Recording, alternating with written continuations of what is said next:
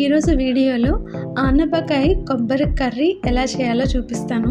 ఏంటి ఆనపకాయ అంటుంది అనుకుంటున్నారా? మా సైడ్ దీన్ని ఆనపకాయ అంటామండి. ఇటు సైడ్ సొరకాయ అంటారు. ఈ సొరకాయ తినని పిల్లలు కూడా ఇలా చేస్తే చాలా ఇష్టంగా తింటారు. దీనికోసం ముందుగా తగినంత పచ్చిమిర్చి నేను 4 తీసుకున్నాను.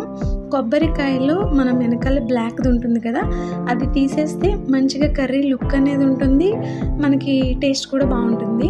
కొంచెం దాన్ని ఫైన్గా మిక్సీ పట్టేయాలి. ఆనపకాయని కూడా చాలా చిన్నగా కట్ చేసుకుని మధ్యలో విత్తనాలు లాంటివి ఉంటాయి కదా, ఆ మెత్తటి ఏరియా అంతా కూడా తీసేసేయండి. కట్ చేసి పెట్టుకున్నాక ప్యాన్ పెట్టుకుని పచ్చిశనగపప్పు, ఆవాలు, జీలకర్ర, కరివేపాకు వేసుకోవాలండి. ఈ కొబ్బరితో చేసే కర్రీస్ కానీ, ఏదైనా కర్రీస్లో పాలు పోస్తారు కదా, అలాంటివి కానీ, పెరుగుతో కూడా చేసే ఉంటాయి. ఇలాంటి వాటిలో కారం యాడ్ చేయరండి, పచ్చిమిర్చే వేస్తే బాగుంటుంది టేస్ట్ అండ్ లుక్ కూడా. ఈ సొరకాయతో చాలా కర్రీస్ చేయొచ్చండి. సొరకాయ మజ్జిగ పులుసు అని, అలాగే సొరకాయలో పాలు పోసి కూడా వండుతారండి. సొరకాయ అంటే నాకే కొత్తగా ఉంది, ఎందుకంటే మా సైడ్ ఆనపకాయ అని అలవాటైపోయింది. ఇష్టంగా తినలేని పిల్లలు కూడా ఇలా కొబ్బరి వేస్తే చాలామంది ఇష్టంగా తింటారు.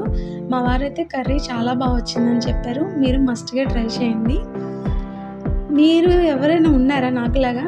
బిఫోర్ మ్యారేజ్ అనే కాదు, చిన్నప్పటి నుంచి నేను వంకాయ, ఆనపకాయ, బీరకాయ ఇలాంటివన్నీ తినేదాన్ని కాదు. ఇప్పుడు అన్నీ వండుతున్నాను, అన్నీ తింటున్నాను.